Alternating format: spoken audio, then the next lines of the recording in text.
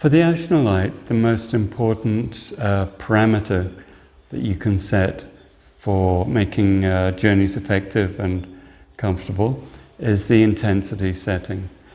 And we found over the years that for most people, less is more. There's a phenomenon called the biological window, and some people are more sensitive and other people are less sensitive. So typically people who are more, should we say, yang, outgoing, just more mentally focused.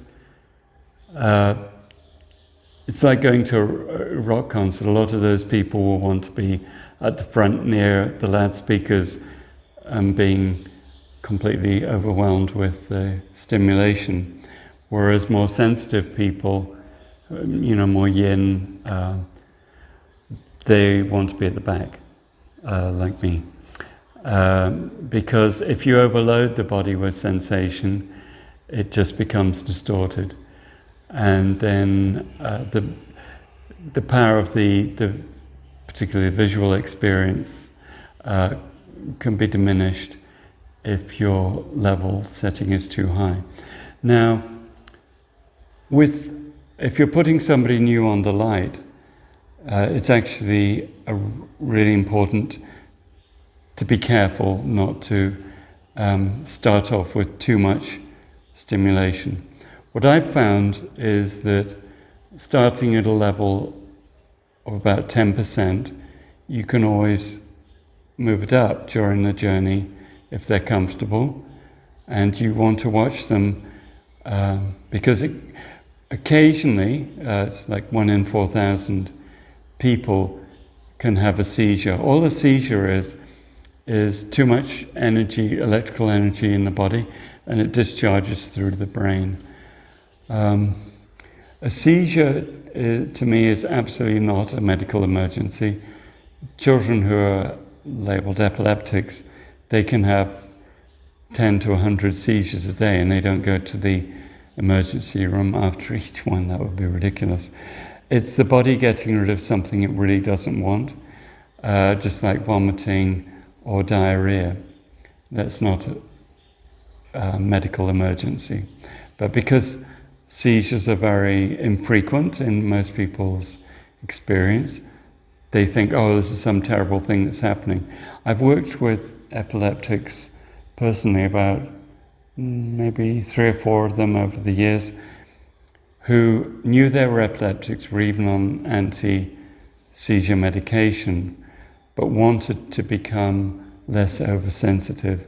And how I would do it was by setting the sensitivity level to 2 or even 1%, and then just giving them 1 minute, and then checking in and saying, how are you doing?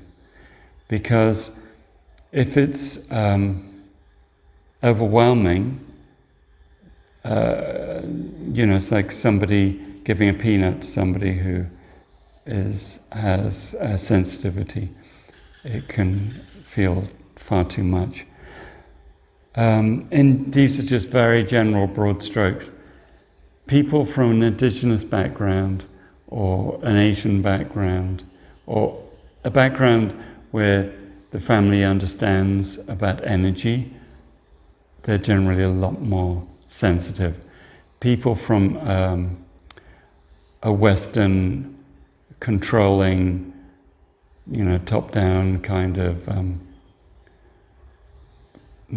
background, which is typically most people in the West. They think that with their mind they can control and fix their life experiences, and they become less and less sensitive to their energy. And so typically they'll be around 20% intensity setting. But as a light therapist, I suggest you, first of all, are very safe with new people you don't know. You can assess, are they more on the yin side or yang side, just by looking at them, listening to them. Are they more extrovert or introvert, that kind of thing. But to be really safe, a good protocol is to start everyone off for their first time on a 10% intensity setting. And if you do that, then let me show you how we can change the setting.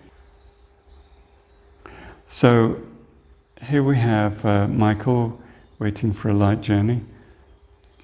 These are the settings. I've got him on 10% for 10 minutes.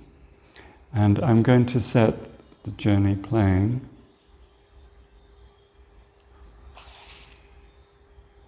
And Michael, how does that feel?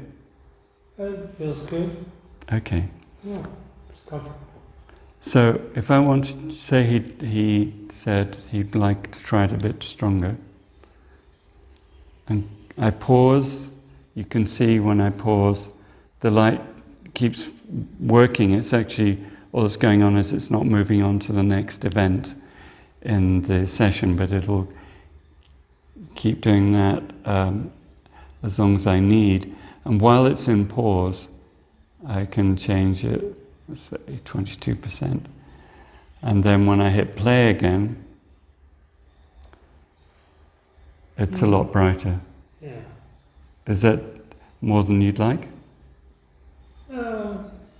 Let me try it for a while. It doesn't feel bad. Yeah. So it's very individual. Yeah. But I know there are some people who even more than 5%, they get nothing from it. So anyway, just to show you again how you change the intensity in the middle of a light journey, press pause. You can see time doesn't advance. Try 15. And so it's just staying at the same event in the light journey, doing the same flashing sequence. And then I'm going to go down on to, we'll do 13. So I go down to 13, press play to get that new intensity setting, and you can probably see that the intensity of the light is down. So is that better for you? Yeah. Okay, great. It's been a while. So I really recommend experimenting, but you don't want to have somebody getting a seizure who you don't know, particularly in a country like the US or the West in general, because everything's seen, every minor thing is seen as, oh, you have to go to the ER. And the couple of times that has happened and I've heard about it, there's nothing wrong with them whatsoever. It's just like if you vomit and you go to the ER is not going to find anything wrong with you. But the positive thing, if somebody does go into a seizure, what you want to do is immediately move the light out of the way. Don't go into the tablet or phone and try and turn the journey off. So if you see them shaking rapidly, it can be subtle at the beginning, you just move the light away so they're not seeing it, and then just hold them. So if you touch them and you stay calm yourself, you entrain them back into their body. But the people who I've seen who've had seizures, even ones that look like a lot of gross motor activity, they're shaking a lot.